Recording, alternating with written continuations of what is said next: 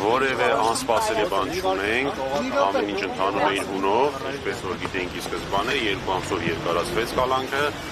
սահմանափակվեց բնականաբար տեսակցությունները, միայն ուրախալի բան ունեմ ասելու, որի միջնորդությունը քրոջ երեխաներին տեսակցելու մասով բավարարվեց։ Միայն քրոջ երեխաները կարողանան այցելել։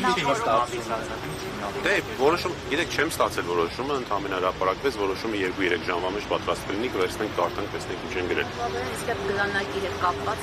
պարզվեց։ Տեսեք, իրականում այս վարույթին, կալանքի երկարացման վարույթին դա չվերաբերվող հարց էր, բայց այնուամենայնիվ որ խոստացել էի կհարցնեմ, քննիչին հարցրեցի եւ ստացա նաեւ համաձայնություն, որ հայտնեմ այդ մասին։ Քննիչը կատեգորիկ երկեց, ասես նման բան չկա,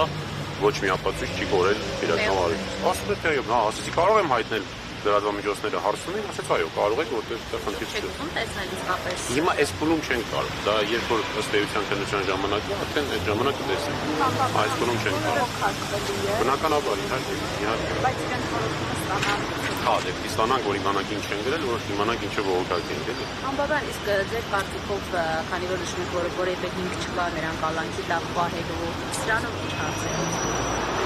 Սրանով շարունակում է եկեղեցու դեմ ճնշումները,